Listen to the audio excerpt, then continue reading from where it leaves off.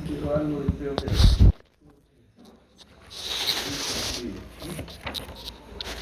bueno, vamos a hablar ahora del postoperatorio.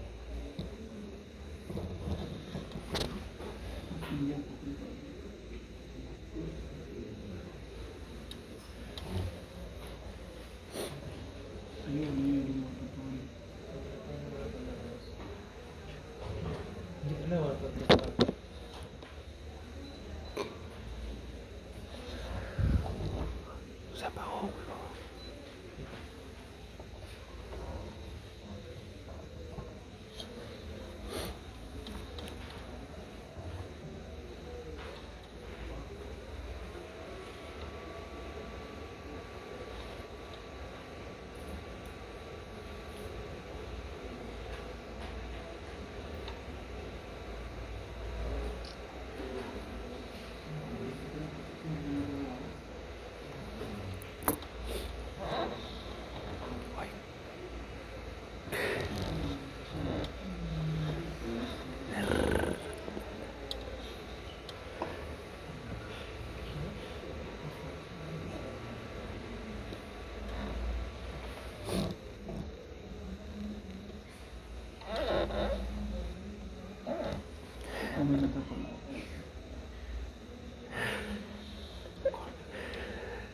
El toro Rafe.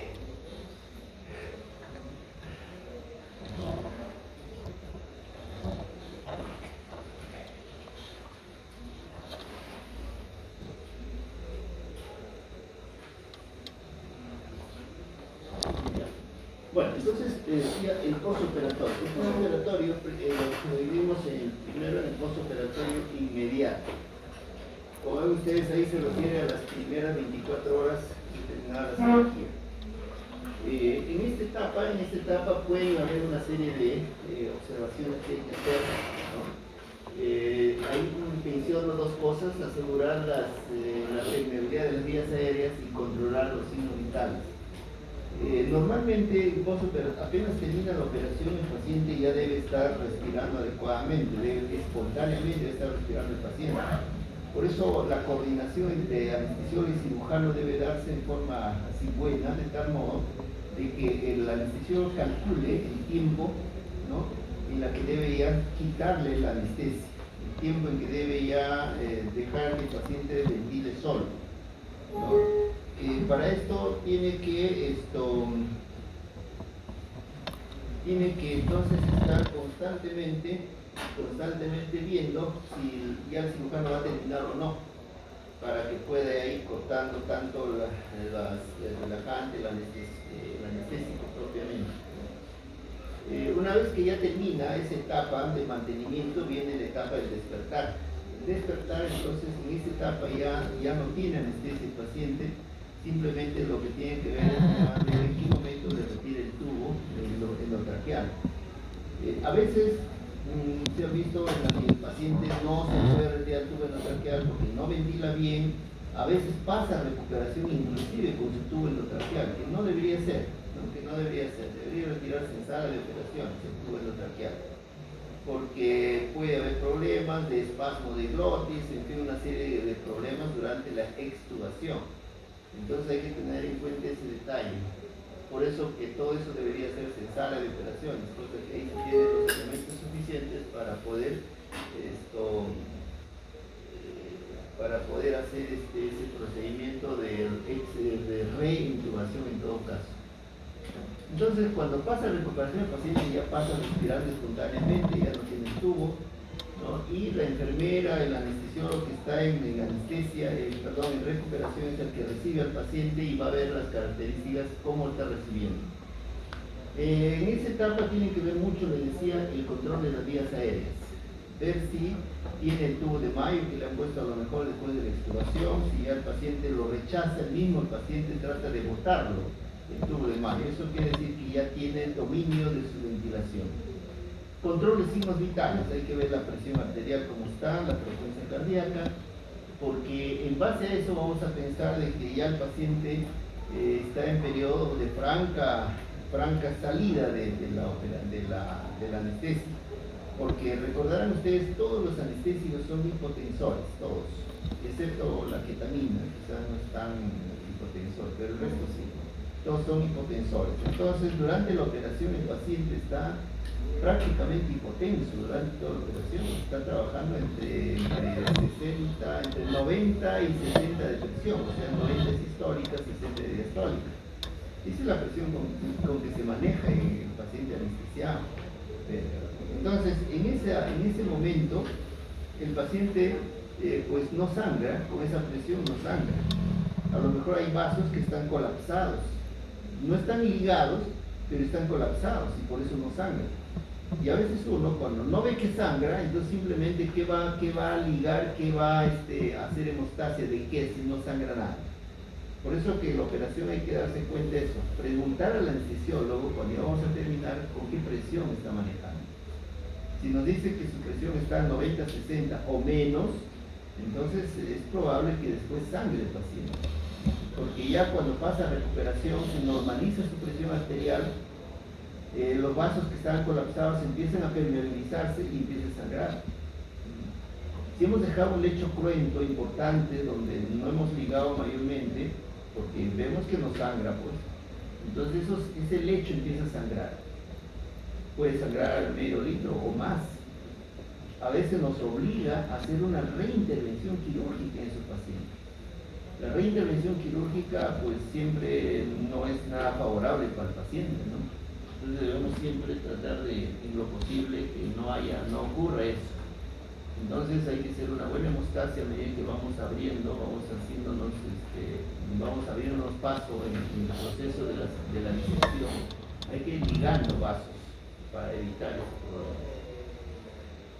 En ese periodo entonces postoperatorio aparecen las hemorragias, ¿no? Las hemorragias, que pueden notarse por el IREM, por la herida operatoria, por ahí aparecen entonces las hemorragias. Y hay que cuantificar esa hemorragia, ese sangrado. Por eso es importantísimo poner un DREN en una zona donde hemos operado, donde hemos trabajado. Poner el DREN nos va a decir pues, cuánto está sangrando, por ahí vamos a medir el sangrado. Si el paciente no tiene DREN y empieza a disminuir la frecuencia, la presión arterial y aumentar el pulso, entonces asumimos también que está sangrando. Entonces en ese caso tenemos que hacerle una ecografía para cuantificar el monto del sangrado, para ver si amerita solamente transfundirle sangre al paciente o amerita hacerle una cirugía, ¿no? Si reintervenir al paciente. Igualmente hay que observar la respuesta diurética, ¿no? Cuánto de orina tiene. Un paciente va a trabajar bien sus riñones cuando tiene pues alrededor de 30 centímetros cúbicos de orina por hora, ¿no? Ese es el límite, digamos, de volumen urinario. Porque si es menos, entonces la hipotensión causada por los anestésicos complica más el problema. Por eso antes que se opere el paciente, así sea de emergencia, en lo posible debería entrar con una con una diuresis de 30 centímetros por hora o más, ¿no? Porque si es menos, esa presión baja, más la baja circulación sanguínea renal, entonces va a colapsar ese riñón. Ese riñón entra en colapso, necrosis tubular renal aguda, gravísimo. O sea, sobre la enfermedad misma de emergencia que tiene el paciente se suma eso. O sea, llueve sobre el mojado, ¿no? Es más grave. Entonces acá en el postoperatorio inmediato, acá haciendo ya resumiendo, dice ver las vías aéreas, los signos vitales, control de hemorragias, drenes, heridas y control de diuresis. Postoperatorio inmediato ya se refiere después de las 24 horas, los primeros días ya, 2-3 días de esto o más, ¿no? de la operación. Aquí en esta etapa del periodo mediato ya se inicia, lo dice ahí, la función intestinal, hay que escuchar los ruidos peristálticos en el paciente. La presencia de ruidos peristálticos ya nos dice pues que ya se superó el ilio postoperatorio, ¿no? Muchos pacientes hacen ilio postoperatorio, unos más prolongados que otros, pero hay que buscar eso. ¿Para qué necesitamos que ya la función intestinal esté restablecida? Para iniciar la vía oral, siempre que no se haya hecho cirugía del tubo digestivo en sí, ¿no? se ha operado el intestino, el estómago, se ha hecho suturas, se ha hecho rafía, entonces así tenga movimiento peristáltico, no se nos va a ocurrir todavía darle de comer. En esta etapa también ya el desequilibrio que se produjo durante la operación ya va a mejorar, ¿no? Se va controlando el desequilibrio hidroelectrolítico. Porque no se olviden ustedes de que hay una serie de cambios hidroelectrolíticos que se dan durante la operación, ¿no?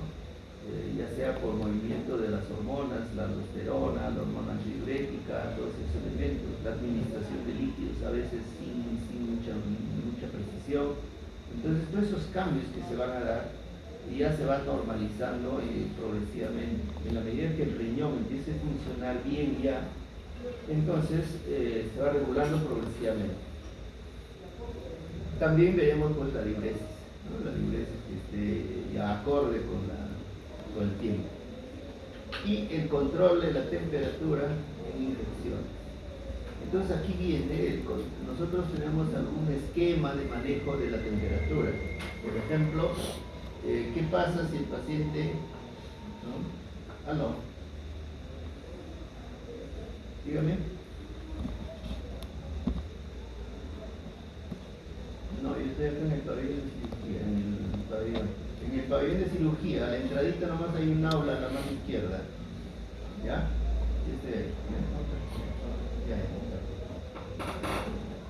Les decía entonces de que la temperatura, por ejemplo, cuando un paciente tiene fiebre en el primer día postoperatorio, ¿no? Se operó ayer de vesícula, de estómago, qué sé yo, y hoy día en la visita médica 8 de la mañana tiene 39 de temperatura. ¿Cuál será el problema? ¿Dónde será el problema? ¿Qué pasó con este paciente? Asumimos que es un proceso infeccioso, una infección, pero ¿de dónde? ¿De dónde será la infección? Cuando un paciente tiene fiebre tenemos que pensar que hay una infección, pero ¿infección de dónde? ¿De qué parte del cuerpo? Porque en base al lugar, a la localización de la infección, es que vamos a sospechar de determinada flora bacteriana y de acuerdo a eso daremos tratamiento antibiótico, sospechando de una infección bacteriana.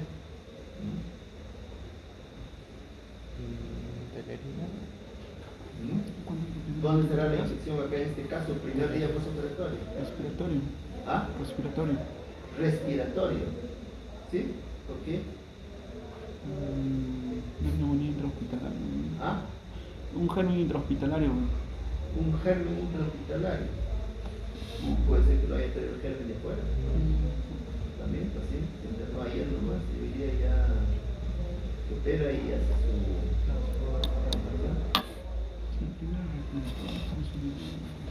¿Qué otra posibilidad hay? De infección de la herida. Infección del herido operatorio. Claro, el herido operatorio para que se infecte tiene que pasar de varios días. No es de un día para otro.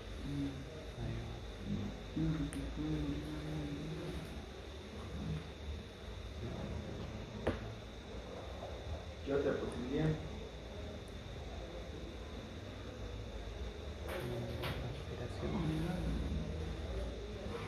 Bueno, la mayoría de las veces cuando hay fiebre a las 24 horas, pues siempre hay que pensar en el proceso de la aplicación de anestesia. Muchas veces el proceso de la aplicación de la anestesia y la intubación, a veces se falla una vez, una segunda vez, se manipula más de la cuenta y el tubo de lo traqueal que estamos colocando a veces no está totalmente estéril, ¿no? O en ese proceso de forzar al paciente en la intubación a veces hay regurgitación, hay alguna broncoaspiración en el paciente. Entonces eso lo lleva a una infección neumónica, o una atelectasia. ¿Ve? Entonces cuando ocurre eso, pues estamos pensando en que la fiebre es causa de ese problema, ¿no? Porque hay que ver por eso cuando se opera, uno está observando al anestesiólogo cómo está manipulando al paciente, ¿no? A veces por el apuro no se ponen el guante para cogerlas del tubo, o en fin, contaminan el tubo de alguna forma, o sea, no tienen el cuidado de asepsia que nosotros tenemos en cirugía, por ejemplo, ¿no?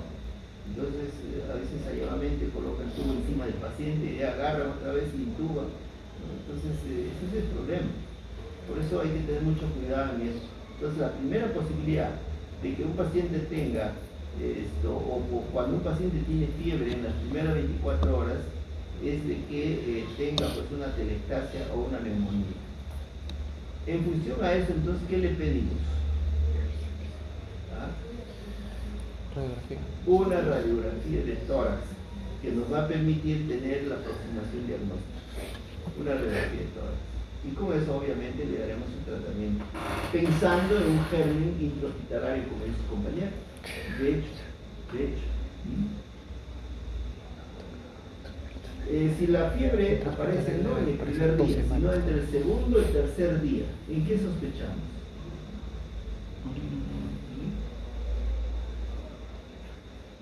Entre el segundo y el tercer día. Urinario. Ah, ¿qué problema tendrá el paciente? ¿Dónde estará? Fiebre a la sucia.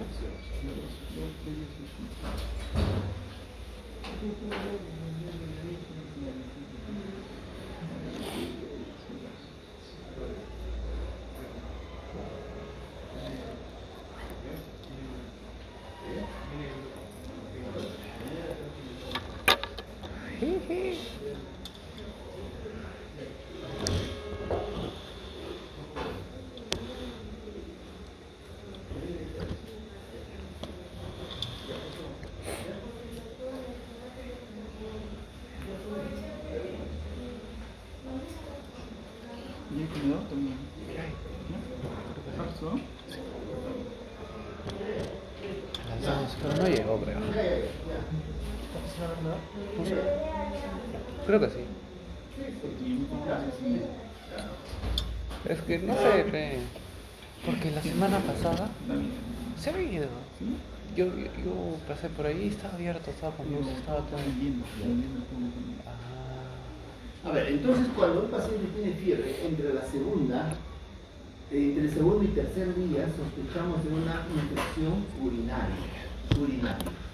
Más aún si el paciente se le ha puesto una sonda Foley, una sonda vesical para el control de la orina o para o para evacuar la vejiga, en fin, ¿no? Por eso en lo posible nosotros no debemos ser invasivos, no debemos colocar sondas así por cosas simples, no. Tratar al paciente emisión espontáneamente. Y por otro lado, de repente no se le puso sonda, pero el sedimento de orina no estaba tan normal que digamos, ¿no? Que había por ahí algunos gérmenes y que si bien no tenía manifestación clínica, pero ya había algo en el sedimento. Entonces cuando el paciente se opera, hay hipotensión, les decía. Y cuando hay hipotensión disminuye el flujo renal, entonces aumenta la concentración bacteriana. Y eso lo lleva a una enfermedad ya clínica de la infección urinaria. Entonces empieza el cuadro febril en el paciente. Y eso nos complica la situación, ¿no? Eso entonces, entre el segundo y tercer día. ¿Y qué le pedimos entonces al paciente para eso? ¿Ah? Un sedimento de orina, ¿no? Un sedimento de orina vamos a comprobar que efectivamente tiene pues el cuadro de infección urinaria para darle tratamiento oportuno. Si la fiebre aparece no entre el segundo o tercer día, sino a partir del cuarto, quinto, sexto día, ¿en qué sospechamos?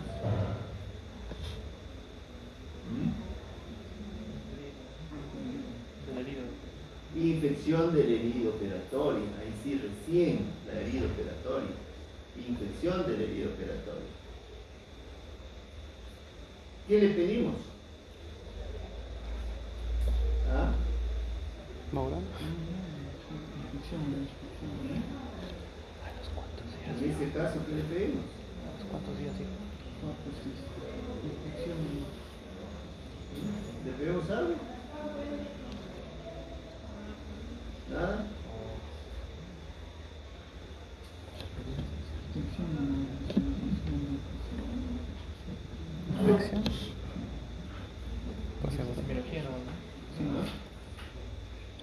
¿Qué dice? A ver, Carlos Saavedra. Bueno, yo diría más que nada la semiología de la herida, cómo está la herida, en qué condiciones se encuentra. No le pide nada. Como laboratorio, quizás una proteína cero. Proteína C No, reactiva. ¿Y qué va a encontrar en eso? ¿Qué encontrará ahí? Aumentada. ¿Ah? Pero si un paciente que se opera nomás, usted le va a encontrar proteína C reactiva aumentada, porque se ha producido un cuadro inflamatorio severo también el paciente que se opera. Y el CIRS que tiene lo lleva también a lo mismo.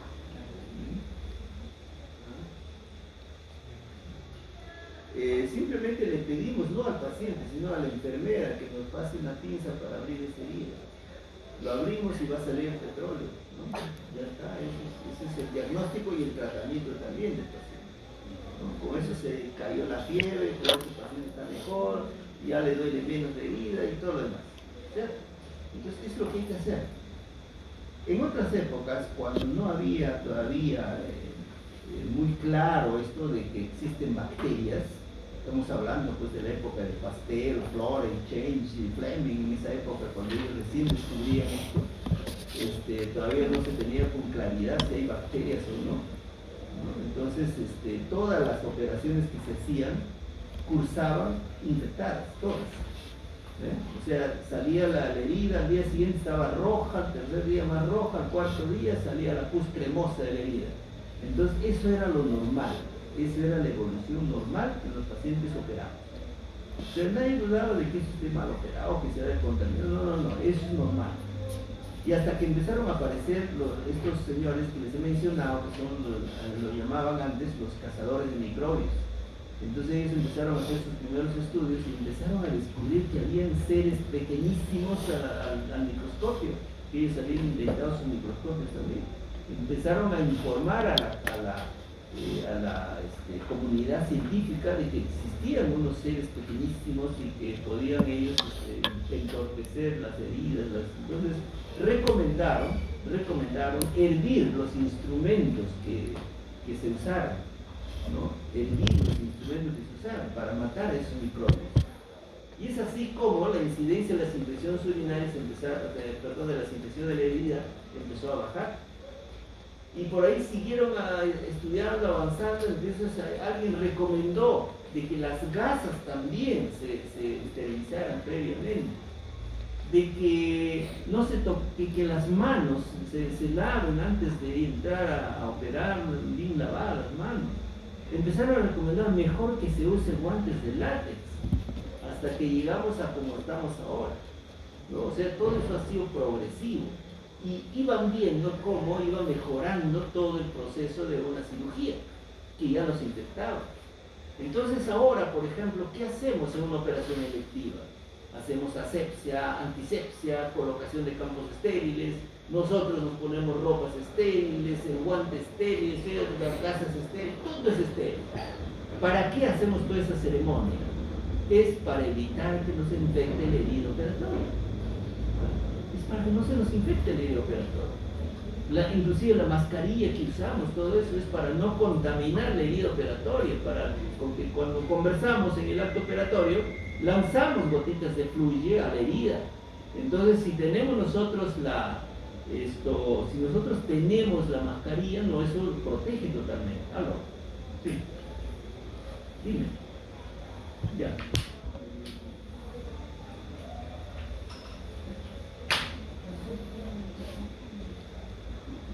Porque no sabe dónde me ubica, pues. Acá yo estoy firmando acá, recién estoy firmando acá en el salón. No, estoy firmando toda la mañana, he firmado acá en el pabellón. Claro.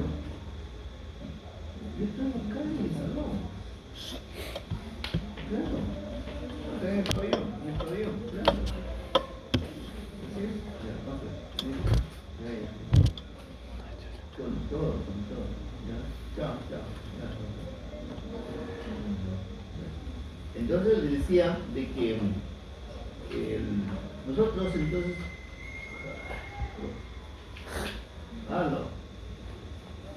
Hola, acá estoy en el aula con los alumnos. Dime, ¿qué cosa? ¿Qué hay?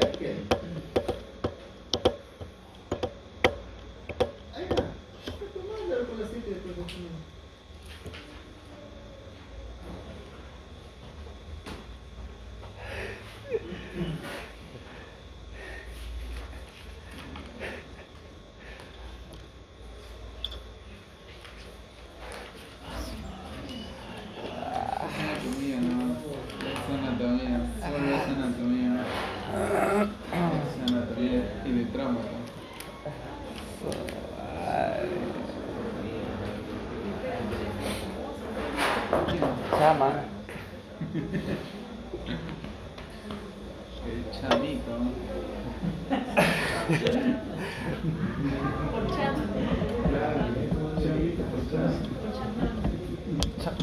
Chamán, ¿no es? ¿O chamán? Chamán, ¿eh?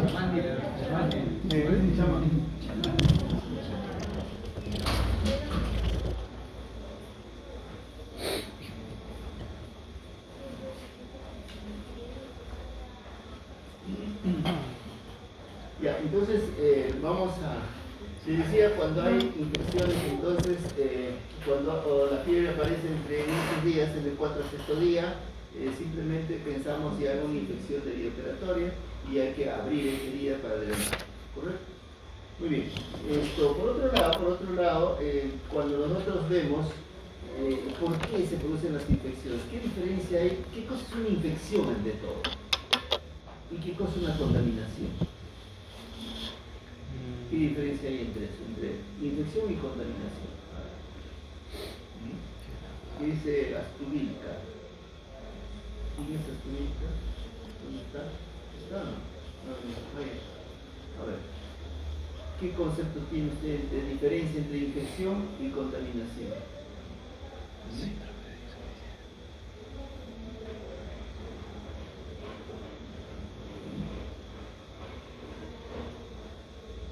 Por ejemplo, su celular, ¿estará infectado o contaminado? Contaminado. ¿Ah? Contaminado. Está limpio, ¿cierto? ¿Ah? Está contaminado, ¿no es cierto? ¿Con qué? Microorganismos, bacterias. ¿Ah? Bacterias. Con bacterias que hay en el momento que está tocando, pues se está usando, ¿no es cierto? Bacterias propias del ambiente, ¿correcto? ¿Y por qué no estará infectado? Por ejemplo, si una persona con tifoidea agarra su celular, ¿estará infectado o estará contaminado? Contaminado. ¿Ah? Contaminado, ¿no es cierto? Un producto o una cosa material, una cosa inorgánica, no puede entonces infectarse, ¿no? Entonces, ¿qué diferencia hay con infección y contaminación? ¿Ah? ¿Qué diferencia hay entre ellos?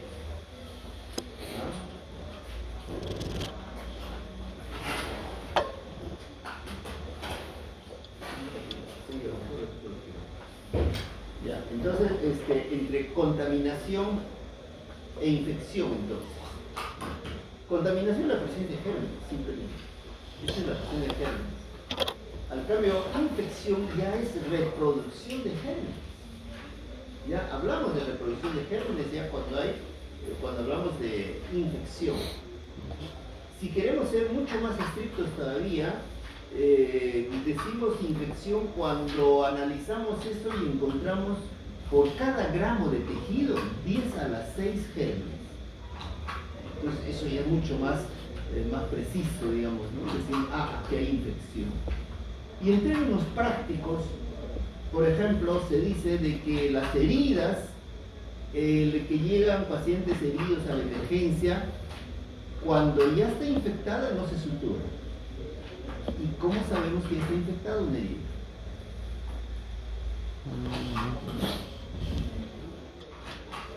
¿Cómo sabemos que una herida está infectada? Para ya no suturarle en una emergencia. ¿Ah?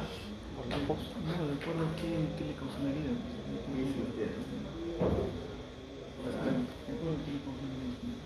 También, como por las características de la piel, ¿no? ¿Es cuestión de observar la herida o es cuestión de tiempo? Observar la herida. ¿Ah?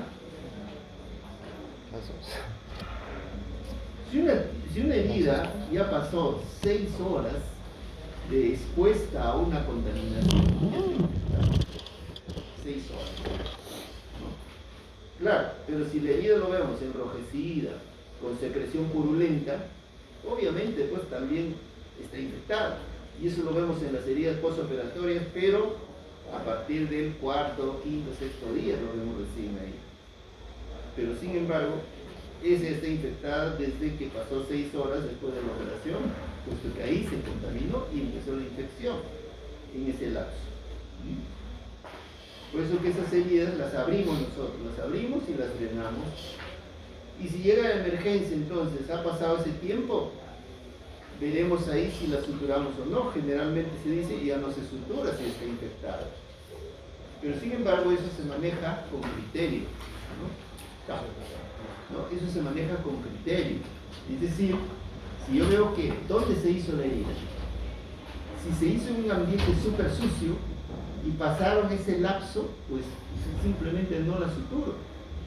Pero si esa herida se hizo en un ambiente más o menos limpio y veo que la herida está también más o menos limpio, yo puedo lavar esa herida, ¿sabes? Y suturarla. Entonces es cuestión ya de criterio que se maneja en ese momento, ¿no? Entonces estaremos hablando pues de cantidad de gérmenes que pueda haber en una herida.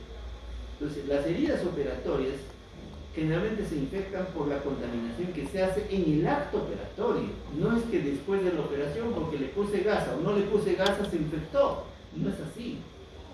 Si no se infectó porque no se tuvo el cuidado de la herida durante la operación.